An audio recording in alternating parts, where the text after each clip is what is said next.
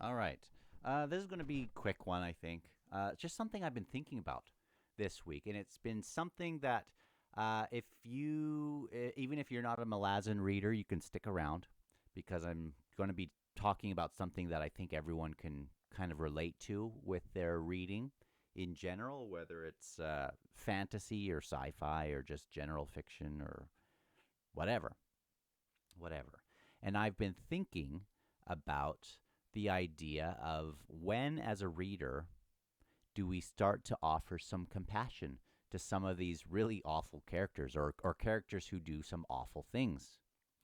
Um, there's some books like the Abercrombie books.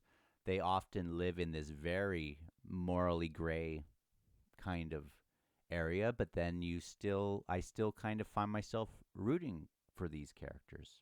Now, Steven Erikson, and I'm not going to name any names on of the characters, but Steven Erikson has some very, very reprehensible sort of characters who do some very awful things, especially when you get to, well, actually, in all of them, but in the third book, there's a few of these people. In this fourth book, there's a few big ones.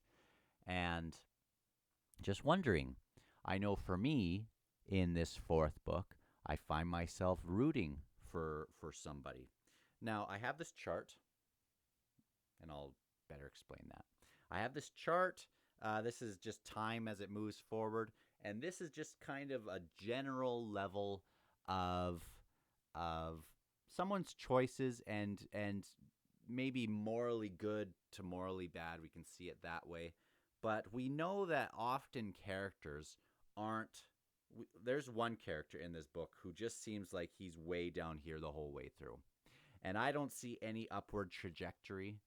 So, you know, in my eyes, I think, yeah, give him, throw the book at him, justice all the way. But we know that in our lives and in lives of a lot of these characters, sometimes it's a little bit more like this. Okay. Sometimes it's up and down, and it's probably more like little choices.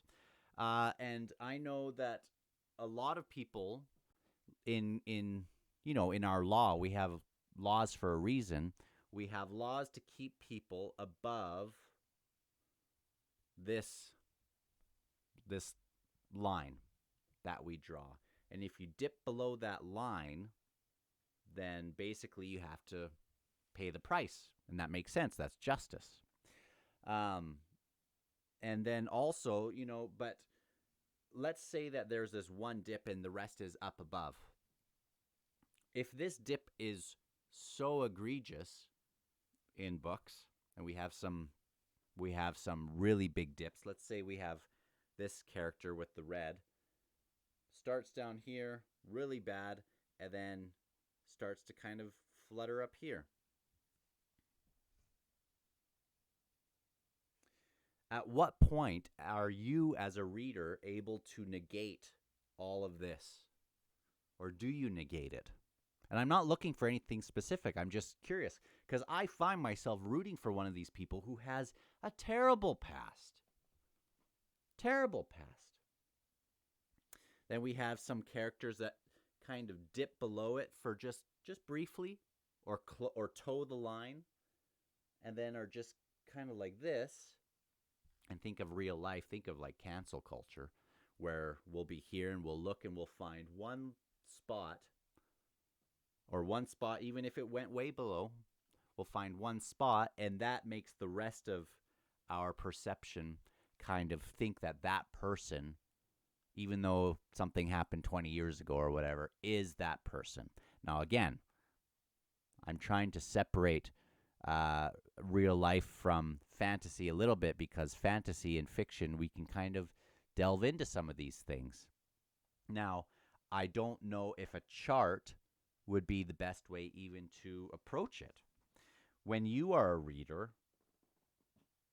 do you how do you start to how do you start to kind of offer compassion? Because to offer compassion it means to offer a mercy, to kind of, in a way, supersede the justice, or to offer, sometimes justice is required for something that's done, but at what point can you offer compassion to someone who's done things that are way below that line? And I'm finding this one character especially where I'm thinking, man, there's somebody who he's kind of taken on somebody as sort of their guardian, someone who's vulnerable and in need, and that person sees them as a guardian. So in that way, shouldn't I be rooting for this relationship, even though this past is so bad? Now, also, I've been thinking, I've been thinking about this for the last couple days. Does it have to do with the fact that in fiction and in novels in general, we sometimes get to see what a person is thinking, so we can see if someone is repentant, I guess, to use that term. In fiction, is it that we can look back and see some of the things that maybe caused a person to do those things? Could be born in a crappy situation, born in a there's this one character who's born in this culture that the people before him have just been, very, very kind of violent warriors. And there's rape and awful things involved with the stuff that he does. And he does choose to do those things, which we would find below that kind of line. Now, yeah, so I've just been thinking about that. Now, we have this other character in the third book, and you would know who I'm talking about. And he has this ability to kind of find someone and look back through their past, see these dips, and see those things that led a person to some of those awful choices. I know, and again, I'm not fishing for anything. It's really just examining. I know in my city, in the last 10 years, there's been, there wasn't really homeless people around. And in the last 10 years, it's been a lot more people who have, made some awful choices with drug abuse and things like that. And it's hard for some people to look at that and think, well, they've made their choices. They've made their awful choices. And yes, awful choices to do that. But also, if this character from the third book was here, I wonder if he would look back and see some of these choices that led to some of these things. Broken families. Some friends that maybe they shouldn't have spent as much or given as much, friends that they shouldn't have heeded. Moments of vulnerability. And I think a lot of these characters as well in these Malazan books know when they have, they know their choices. A lot of these people know that they have made sucky choices and can't offer that same compassion to them. So when they can't offer that same compassion to themselves, sometimes we have these other characters, and this one character specifically that can offer that for them. And kind of offer them an olive branch, offer them a path to some self-forgiveness, even though some of this time has been, way below. And I think, man, if I'm able to offer some compassion to some of these characters, and it's fiction, so there's not really real world ramifications, I'm able to be maybe a little bit more, and I don't know if I'd say naive, because in the real world, we need justice for some of these awful things that happen, obviously. But is offering compassion and mercy for some of these things, if you do it too much, maybe in that way, And I don't think naive is the term I'm thinking, because we can't just be total hippies about everything. And I think maybe for me, because I can sort of see their history a little bit more clearly, and that's an awful thing to do because now we can see history, online history, and we think, aha, now we know someone. But it's not that. I think that mixed with actually, and it's not even really about the history, because what if this person who's flatlined, for me, there's this high priest in this fourth book, flatlined, who's done awful things, just makes a rage in me. If this, yeah, is there a situation where at the very last minute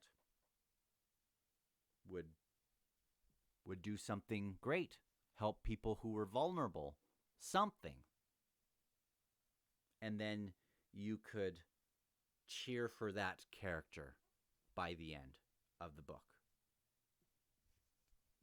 You know what I'm saying? There's a lot of times in fantasy, especially, I find that someone is terrible, terrible, and then last minute does something good. Let's think of Star Wars. Star Wars. We root for that character in the end. We root for that person to kind of get back on the path. Or if someone hasn't been on the right path, we root for someone who takes that last dip, or that last kind of step. Is there a situation where that character I just mentioned, where you could, still be disgusted and angry about what they did, but could root for that change? Now I'm writing this thing, and it reminds me of this. It reminds me of Karsa, this main character. The history that's a little bit like Karsa, not so intense, but has done some terrible things.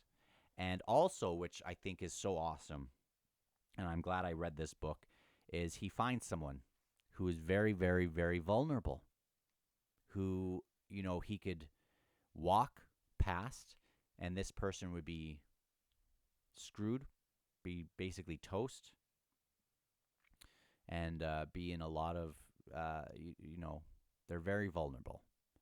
So as a reader, as I'm writing this, I'm thinking, well, I want this person to make a good choice right now. And knowing where he is, he's run from justice. He's run from that. But now in this place where nobody knows where he is, yes, he did something awful, but is there a way for him to make that up a little bit for the reader by actually helping people, helping somebody? And at what point do you draw that line? I'm just curious. Did this make sense at all? Because I've been thinking about this. If I'm able to offer this to these characters in these books, and I'm glad, I think that's what fiction is so great at doing. At what point can I offer some of that same thing to others? Also, when can we offer that same thing to ourselves? I know that some people are really stuck in this cycle of seeing their past things that often aren't even criminal or anything, but just they look back and they just cringe at it because they are just stupid decisions. And they maybe see themselves at those low points. Just interested to see what you have to say. And if you want to, and it would be even better if you just think about it for a while. You might have an answer that you could offer, and I'll be interested in seeing. I'm honestly not fishing for anything. I don't know if there's a specific right answer. I think it just has to go with some people's personal philosophy and things. But if you do have an answer, make sure you're clear about if it's about people you're offering that kind of compassion to in fiction or real life, or what you do for a little bit of self-forgiveness. You don't have to tackle all three of those at all. I'm mainly just asking about the fantasy piece.